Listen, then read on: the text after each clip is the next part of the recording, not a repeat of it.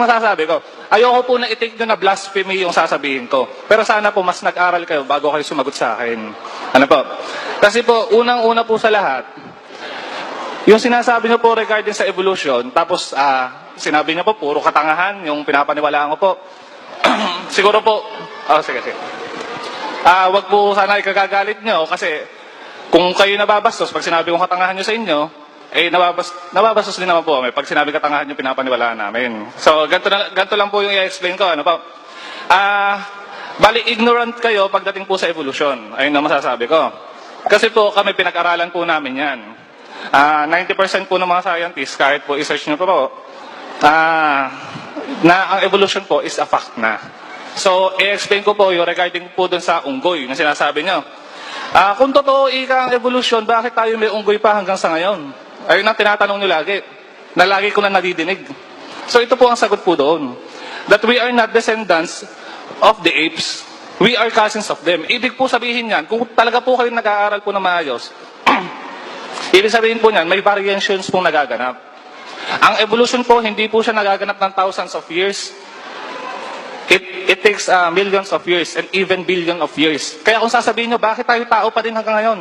Ang alam pa lang natin, hanggang 10,000 years pa lang nabubuhay ang tao. Paano siya mag-evolve? Million of years nga po. Ano ba? So, alam ko po, hindi nyo pa po alam yung tungkol po doon. Ano ba? So, ang regarding din po sa Bible ay 10,000 or basta maybe 1,000 of years lang po ang mundo. Hindi ko lang po alam kung ano po yung pinapaniwalaan nyo dito sa dating daan, pero po kami, 4.3 billion of years na po talaga ang mundo. So, explain ko lang po, nasagot ko na po yung sa tungkol po sa unggoy, na we are not descendants of them, we are cousins of them. Sana po nag-aral po tayo. May National Geographic po, nandiyan po si David Attenborough, at regarding po kay Charles Darwin po, kami po talaga, humahanga po talaga, kaya nga po tinawag namin na Darwinian yung group namin. So, binigyan po niya tayo ng kakaibang view sa buhay, kung paano tayo nagsimula.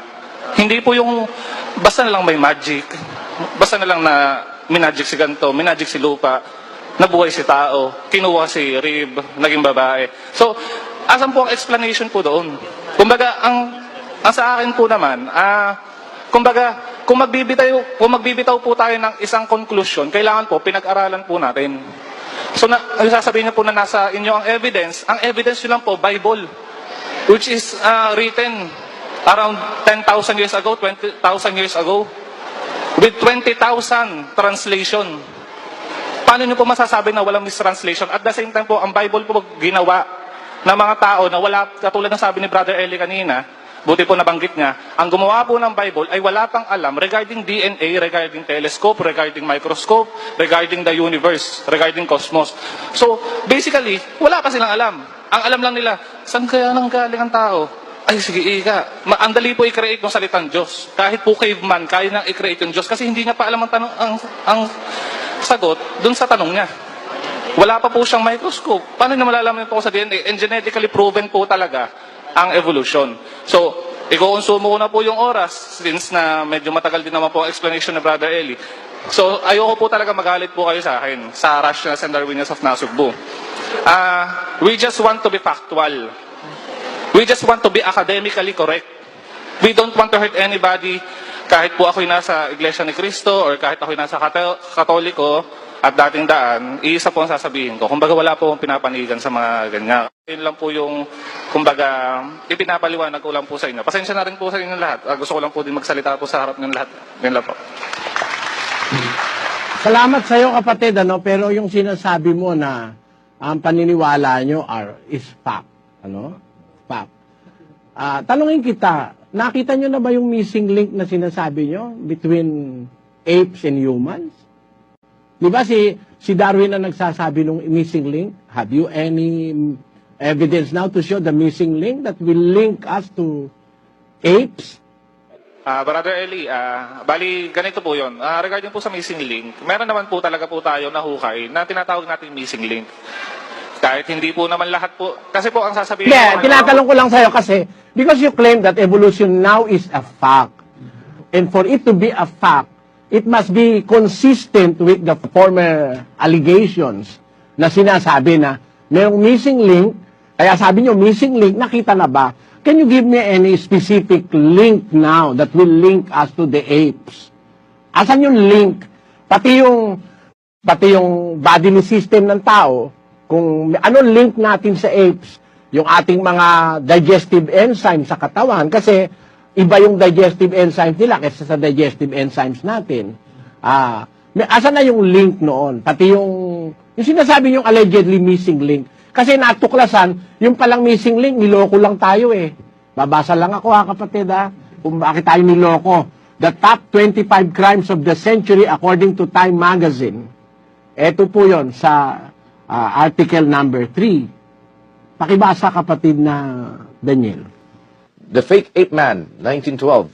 The top 25 crimes of the century. Time Magazine. Yanthropus dawsoni was the scientific name of this alleged missing link, and it would have been an extremely early example of a creature showing both human and ape-like qualities.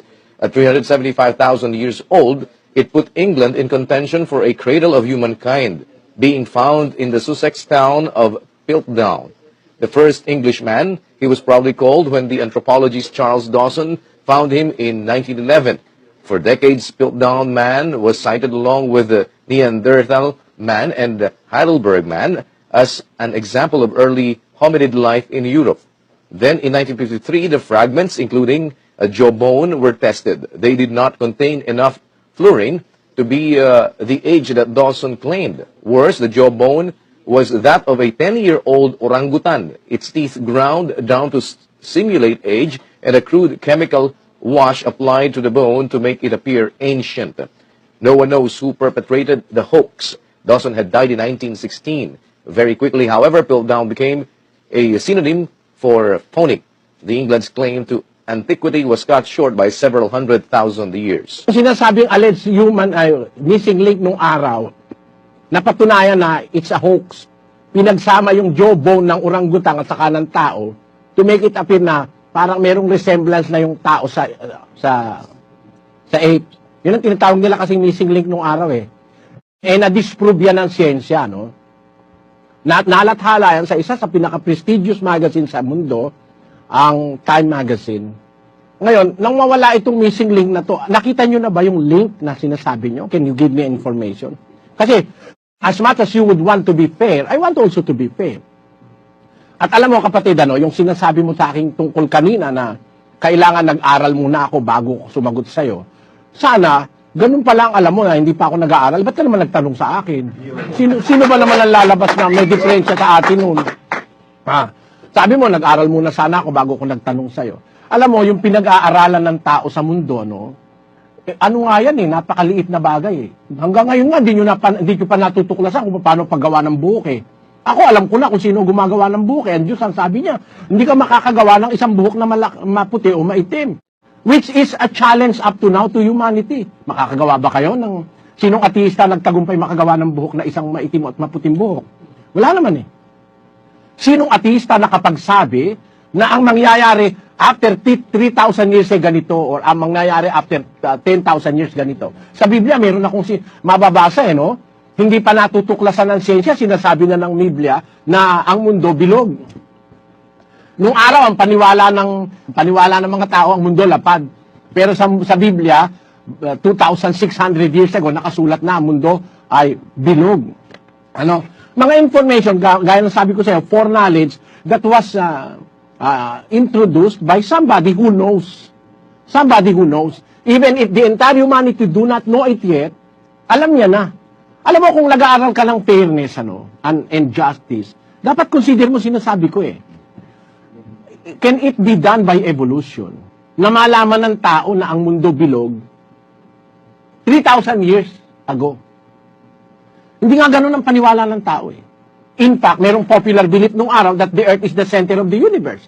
The very reason why isinabject ng Papa sa Roma si Galileo Galilei, isinabject sa investigasyon sa Inquisition, galit sila kay Galileo. Dahil ang paniwala ni Galileo, ang mundo hindi center of the universe. Ang paniwala ng Papa sa Roma, center of the universe, ang mundo. Ay, ibig ko lang sabihin, kapatid? Sa Biblia kasi may impormasyon, kung tawagin ng Biblia, foreknowledge. Walang ganun sa evolution A foreknowledge does not evolve. It is a knowledge ahead of evolution. Ngayon, kung sinasabi mo sa akin na ang evolution ay fact na, what are the facts to sustain the missing link ng evolution? Yung sinasabi mo na Hindi nyo kiniklaim na tayo descendants ng 8. Cousin tayo. Paano yun? Anong ibig mo sabihin na cousin tayo ng 8? Ha? Hindi ba pag cousin tayo, isa magulang natin? Di ba? Yung tatay yung natay mo at tatay ko galing sa iisa. Kaya tayo cousin. O ano ngayon yun? Ano ba yun? Is that an ignorant escape or is that an ignorant philosophy? Ha? Sabi mo, hindi nyo kiniklaim descendant tayo ng pero cousin tayo. Hindi lang ibig sabihin nun. Ano ba naman? Niluloko mo yata ako ng harapan ni kapatid.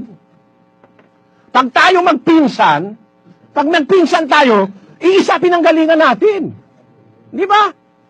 Yung tatay mo at saka yung tatay ko, iisa pinanggalingan, kaya tayo magpinsan eh. O tayo, hindi tayo descendant, tapos magkasin tayo. Ano ba yun? Is that a play of words? Or are you talking to somebody who do not know the etymology of something? Huwag mo naman akong lokohin ng harapan sa harap ng maraming tao sa mundo, kapatid. Huwag mo naman akong ganyanin. Magkasin tayo, tapos hindi tayo descendant, pero magkasin tayo. Ganun na yung sabihin mo.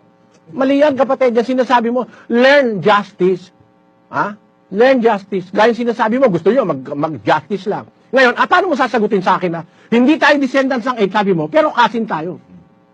Tatay nyo, yung tatay ng 8, saka yung tatay mo, magkamag-anak, galing sa iisa, kaya magkasin kayo ng 8. Paano mo ngayon papaliwanag sa akin yun? Sige nga, paliwanag mo, kapatid, bigyan kita oras. Brother Eli Soriano, bali, pinipigilan na ako ng mga kasama ko kasi alam nila na talagang mainitin talaga ulo ko eh. Pero, so, ganito po yan. Sir Eli Soriano, bali, nire-respeto ko po kayo bilang matanda. Pero, syempre po, i-defend ko lang po yung stand ko. Yung sinasabi nyo po na regarding Kasin, kumbaga para po sa akin, napakababaw po. Hindi nyo, kumbaga, inisip nyo po ba kung ayun ba ay term lang or something? Kasi, it means po na we are on the same branch dati. Kumbaga term lang po yun, na we are cousins of the chimpanzees. Kasi, kaya ko po siyang i-defend. Kapatid, teka mo na. Magkaintindihan tayo. Huwag tayo maglulukuhan, ano? Kasi, alam mo, mahalaga oras ko, saka mahalaga rin siguro oras mo. Huwag mo sasabihin yung term. Sabi mo kasi sa akin, fact na eh. Tapos ngayon sinasabi mo, term lang yun. Kung magsalita ka ng facts, sabi mo, facts na yung evolution eh. Ang evolution po is a fact na. Tapos ngayon, mag-ano ka, pupunta ka sa terms. Unfair ka niyan. Kumbaga term lang po yun, na we are cousins of the chimpanzees. Unfair ka niyan. Unfair ka niyan. Saka huwag mo sasabihin, nagpipigil ka ng init ng ulo mo. Ilabas mo lahat ng init ng ulo mo. At huwag mo akong iismulin. Pinagpapaon ako sa'yo, huwag mo akong iismulin sa sinasabi mong siyensya. Dahil, mas maraming refutable scientist na nasa side ko kaysa sa side mo. Parang lumalabas, kayo lang ang naniniwala sa siyensya eh. Napakahusay na mga siyentipiko naniniwala sa Diyos. Oh? Hindi ko sasabihin sa akin 90%. Saan mo kinuha yung figure? 90% po ng mga scientists, kahit po i-search nyo po, na ang evolution po is a fact na. Is there any available figure that 90% of scientists do not believe in God? Baka magpakita ako sa iyo ng isang figure, matulala ka. Huwag ka magsasalita ng kasinungalingan sa programa ko. This is the most informative program in the United States of America. Tandaan mo yon. Kaya hindi ako papayag na magsalita ka ng kalokohan dito. 10% lang ang sabi mo, 90% ang nasa side nyo. Asan ang prueba mo? Anong publication, anong survey ang nakita mo para patunayan mo sa akin ngayon yan? Sige, bigay mo lang sa akin kapatid. Huwag ka mag-escape na term lang. Huwag ganun. Brother Eli, sana po wala tayong taasan ng boses. Sana po, kasi ganito yan eh. Ako, pinipigilan ko din eh. Kumbaga, sige po, mahalaga. Walang damage. Alam mo, walang damage na magagawa sa'yo kung tumaas ang boses ko.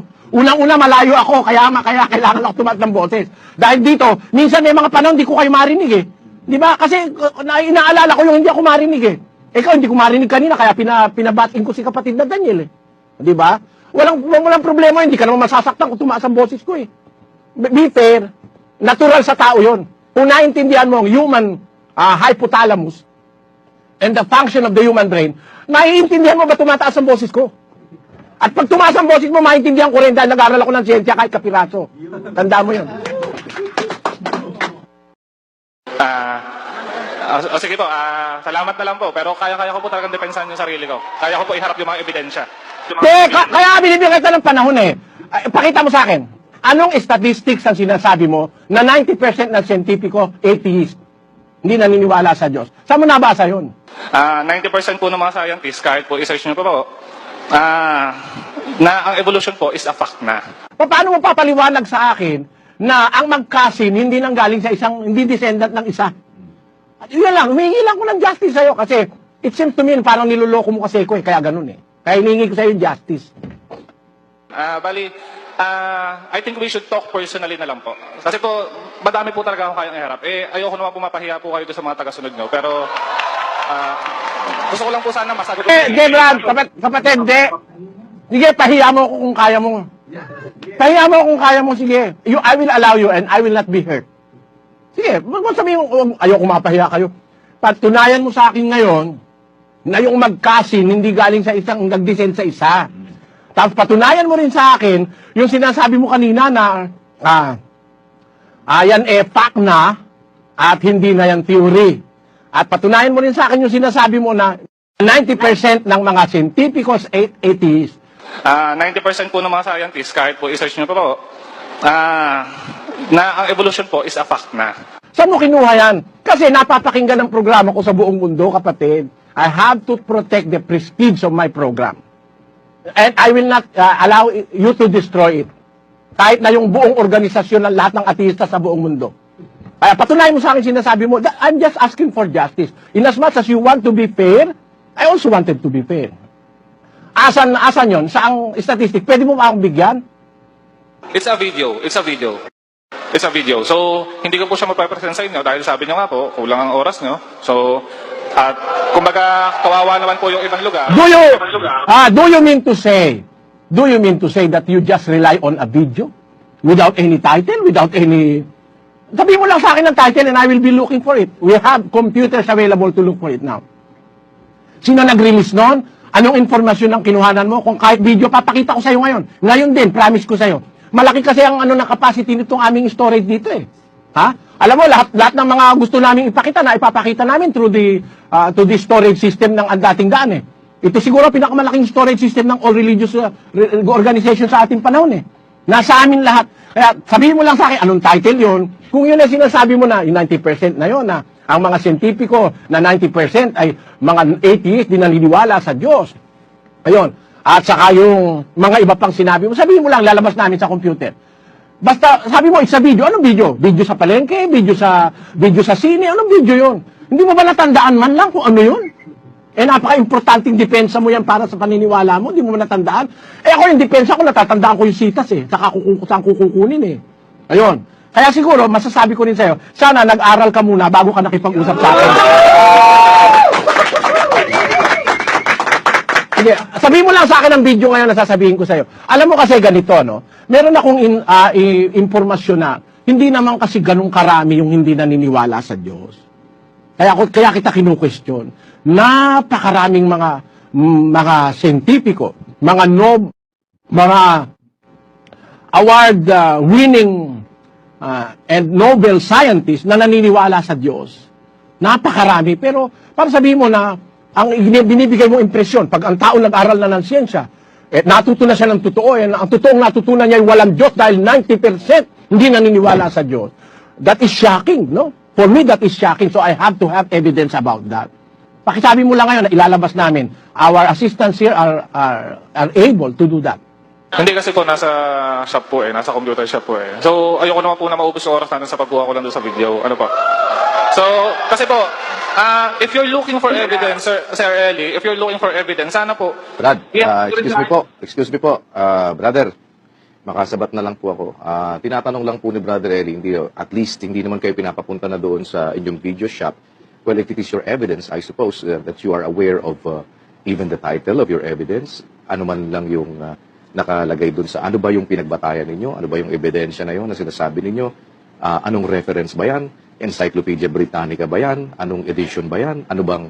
ganun lang. And I suppose dahil sa kayo'y nag-aral at pinag-aralan ho ninyong mabuti yan at yan ang inyong pinag-aaralang masusi, sigurado naman kung meron kayong kahit pamagat man lang noong sinasabi po ninyo na yan na ebidensya po ninyo. Please, go ahead. Isa-isahin ko lang po yung mga pwede nyo pong i-jot down, yung kumbaga pwede nyo pong panoorin pag po nasa bahay na po. Una po sa lahat, yung regarding po sa evolution, from BBC channel po yon si David Attenborough po, The Tree of Life. So, yun po yung regarding sa evolution. Yung regarding naman po sa mga scientists, makikita nyo po siya sa thinkingatheist.com. So, makikita nyo rin po lahat po doon ng mga evidences regarding po doon sa mga sinasabi ko. Kapatid, you are not answering my question. And you are not answering squarely and fairly. Bakit mo ako papupuntahin sa site ng mga atheists? Unfair yun. If you are going to a court of law and proving something that somebody denies or is denying, dapat kukuha ka ng evidence, hindi sa'yo mismo. Anong tawag dyan sa court of law? Ang tawag dyan, Anong evidence yun, anak? Ang tawag doon? Self-serving. Self-serving yan, pag pinapunta mo ako sa site ng yung ang tinatanong ko lang naman sa'yo, simple lang naman asan yung sinasabi mong informasyon na 90% ng mga siyentipiko ay atheist, di naniniwala sa Diyos. Dahil nag-aral sila, kagalang-galang na sila, natutunan na nila lahat ng bagay, kaya hindi na sila naniniwala sa Diyos. Yun lang naman hinihingi ko sa'yo Ililitaw ko sa'yo kung anong video yung sinasabi mo. This very moment, lilitaw ko yun. Promise yun. Ano ba title noon? Asan ba yun? Nasa encyclopedia ba yun? Huwag mo ibigay sa akin yung site ng atheist. Self-serving yan. Hindi mo ba man lang natandaan yung title ng video na yun? Ano ba yung informasyon yun? Baka yun wakasan, o kaya yun kung anong mang comics yun. Yun ang ibig namin sabihin sa'yo. Kasi nagsasalita ka sa isang religious program na multi-awarded. Hindi ito nonsense religious program. At napapakinggan ka sa buong mundo. At saka yung sinasabi mo, kapatid, na magkaroon ako ng galang, unang-una, ikaw ang lumalapas tangan sa akin Tatawag ka pa ng sir, tawag mo sa akin sa Facebook, ogag Di ba? Sa Facebook, nilalagay mo, ogag ako ogag na Eli Soriano, sabi mo. Ganong kakalapas tangan. Yan ang natutunan mo sa pagiging walang Diyos. Tawag mo sa akin, ogag, nasa Facebook mo March 30 at 10:23 a.m. Sabi mo, ikaw ang parang batang maligno, lagi kang nagsasalamin to. Ang bait ng Diyos mo, binigyan ka ng napaka, makalagay? Pakibasa mo na nga ang pinaglalagay niya sa Facebook, Sis Luz. Tapos, you will demand respect from me. Ikaw ang unang umano sa akin Ikaw ang unang lumapastangan sa akin, hindi naman kita nakakausap Tamo, yan ang gawa ng mga ateista. Kasi hindi naniniwala sa Diyos, walang respeto sa kapwa. Basahin mo din nilagay niya sa Facebook. Po ang nakalagay po dito sa Facebook po niya, posted on Facebook, Jerome Almodovar, March 30 at 10:23 a.m. Ikaw ang parang batang maligno. Lagi ka ba nagsasalamin, tol? Ang bait ng Diyos mo, binigyan ka ng nakakadiring pagmumukha na ultimo nanay mo, malamang hirap na hirap sabihin na pogi ka Uto-uto ka na, bobo ka pa, ignorante, at sama mo pang lalaki. Puro kasatsat, hindi mo naman kaya makipagkita. Yaan mo, pag lumuwas ako, hahantingin kita. Pero, huwag ka mag-alala, kakausapin lang naman kita. And I will prove to you that your God, your Jesus, and your beloved Eli Ogag Soriano are nothing but fraud. Tingnan mo? Ogag pala ako, Patunayan mong ogag ako ngayon. Ganyan ang natutunan mo sa pagiging ateista mo, Wala kang galang sa kapwa mo, tapos magdidemand ka ng galang. Kami, tinanggap ka namin dyan. Baka pinamirienda ka pa dyan Pero hindi ka namin ginagawa ng ganyan. Bakit sinabi mo akong ogag na at sasabi mo sa akin fraud ako? Bakit ako fraud? Anong ginawa kong masama sa'yo? Yan ang hirap sa mga hindi naniniwala sa Diyos. Sabi kasi sa Biblia, pakinggan nyo mga kababayan. Sa awit ganito nakasulat. 53:1. Ang mangmang ay nagsabi sa puso niya, walang Diyos. Nangapahamak sila at nagsigawa ng kasuklam-suklam na kasamaan. Walang gumawa ng mabuti. Tamo, walang gagawing matino itong mga hindi naniniwala sa Diyos ayon sa Biblia Anong fraud ko? Si Jesus fraud? Baka hindi mo kaya patunayan fraud si Jesus. Yan ang pagsasalita out of ignorance. Pumunta ka sa historya ng Rome, pinapatunayan ng Rome na Jesus is real, hindi fraud. Basahin natin. Inaamin ng Roman Empire na pinapatay nila si Jesus Sasabihin mo ngayong fraud? Basahin natin. Ayan, sa Roman History Annals, 1544. The Roman historian Tacitus wrote concerning the Great Fire of Rome in Book 15, chapter 44 of his Annals. Nero fastened the guilt and inflicted the most exquisite tortures on a class hated for their abominations, called Christians by the populace. Christus, from whom the name had its origin, suffered the extreme penalty during the reign of Tiberius at the hands of one of our procurators, Pontius Pilatus. Ang Roman history na nagsasabi niyan, Jesus suffered in the hands of one of our procurators, Pontius Pilatus. Totoo bang may Pontius Pilato? Tingnan natin ang archaeology. Kung may Pontius Pilato talaga, na nagparusa at nagpapako sa krus kay Kristo. Basahin mo, Sis Luz. Ito po isang nahukay noong Italian excavation. Ayan, in 1961, an Italian archaeologist discovered a limestone at Caesarea Maritima, Israel. On the face is a monumental inscription written in Latin, which is part of a larger dedication to Tiberius Caesar, which clearly says that it was from Pontius Pilate, prefect of Judea. Yung existence ni Pontius Pilate is undeniable because merong mga artifacts na nagsasabi na talagang siya is a Roman procurator. At inaamin ng isang historian na si Tacitus, Roman historian, na si Kristo namatay sa kamay ng isa sa ating mga prokurador na walang iba kundi si Pontius Pilato. Ngayon, so merong witness about Jesus outside the Bible, sa Roman history at saka sa archaeology. Ngayon, si Kristo rin ang nagsabi, render unto Caesar the things that are Caesar's, and to God the things that are God, referring to a coin. Natuklasan din ng archaeology, totoo pa lang merong coin na ganun, yung sinasabi sa Mateo. Pakilagay mo sa screen at pakibasa mo, Sis Luz. Opo, ito po yan. Yung nasa Biblia, in Matthew 22:21, it says, they say unto him, Caesar's. Then said he unto them, render therefore unto Caesar the things which are Caesar's, and unto God the things that are God's. Nakakuha po sila ngayon ng denaryo, silver coin. Yan. Silver denarius. Ito, may mukha ng Cesar. Noong 31 BC to 14 AD, meron pong coin na Augustus Caesar ang nakalagay. Pero nung panahon ni Kristo, yun naman pong 14 to 37 AD, ang nagsisirculate noon ay yung coin bearing the name and the inscription of Tiberius Caesar. Yan po yan, silver denari. Yan, kaya yung sinasabi sa Mateo tungkol sa sinabi ni Kristo na merong coin na gano'n na ibigay nyo kay Cesar, yung kay Cesar, at sa Diyos, yung sa Diyos. So yan authenticated and affirmed by physical evidence. Yung coin mismo at saka yung existence ni Pontius Pilate, nagpapatunay na si Jesus ay hindi fraud, kapatid. Hindi fraud si Jesus. To accuse Jesus as a fraud and me as a fraud. Ano ang tutol mo sa akin? Ako ba fraud? Tao rin naman ako eh. Kung may utak ka, may utak din ako. Oh. O kung paniwala mo naman eh, wala akong utak, ba't naman nakikipag-usap ka sa akin? Di ba ganon? Eh sabi nga ng Tagalog, ang pumatol sa wala, ulol ang kanyang kamukha eh. Hindi ogag lang, ulol. O di ba? Eh ngayon, paano mo sasabihin ngayon na ako'y fraud, si Jesus ay fraud? Anong science ang gagamitin mo para i-disprove mo ang existence of Jesus? At sabihin mong fraud. Di ba? Sana learn to be just equitable. Mag-aral kayo mga ateista, mag-aral kayo ng pagiging equitable. Huwag kayong masyadong akala nyo, napakagagaling nyo na kasi. Yan ang pinaka, hindi ko gusto sa mga ateista, lahat ng nakausap ko ateista, akala nila, ang gagaling na nila. Eh, ganun pa man, we are giving you the benefit of the doubt. Ba't mo sinasabing, ako fraud at si Jesus ay fraud? Sa anong punto, kapatid? Regarding po sa being fraud, unahin po natin si Jesus Christ. So si Jesus Christ po, yung tinatawag nilang Christus, is just a term. Pinag-aralan po din namin. It means the Savior or the Benointed One. So, ayun po yun. Yung, hindi siya nag-refer sa talagang tao. Kasi po yung mismong, yung Jesus Christ po na yun, hindi lang po siya, yung Messiah, sa panahon po na yun. At may mas nauna pa po sa kanyang Messiah around maybe 10,000 BC, mga ganun po.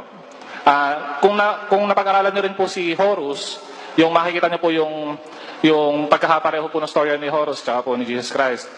So, yung tungkol naman po dun sa existence po ni God, kasi po parang nakahanap lang kayo ng butas sa akin eh. So, sige po. Yung pong Shroud of Turin, napatunayan din naman po mali.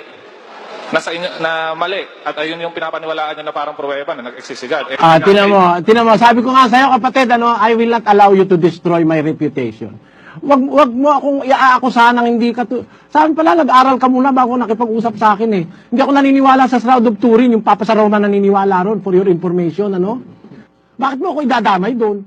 Para sabihin mo ako fraud? Hindi ako naniniwala ron eh. Pinapatunayan ko nga sa programa ko na hindi totoo yung shroud of Turin na yun eh.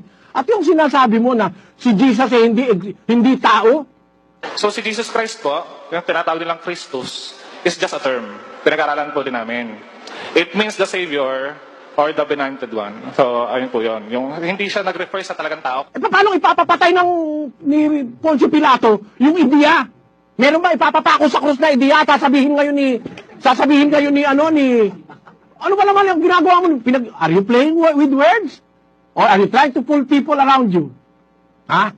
Sinasabi ko na nga sa'yo, binasa na nga eh. Sinabi na ni Tacitus Roman historian, na merong isang Kristo na naging leader ng isang grupo na kung tawagin Kristiyano, kung naintindihan mo yung binasa kanina, na ipinako sa cross of one in the hands of one of our procurators, Pontius Pilate. Tapos pinatunayan ko sa'yo yung existence ni Pontius Pilate sa isang natuklasang bato, o na may inscription na talagang si Pontius Pilate ay prokurador Romano. Tapos meron talagang Cesar. Tapos, itong si Cesar at saka si Poncio Pilato, sa kanilang order, ang nagpapako kay Kristo sa krus. So sabihin mo, parang lumalabas si Kristo, hindi person, kundi siya parang ideya lang. Sinong paniniwalain mo nun? Hindi ka naniniwala talaga sa ebidensya, di ba?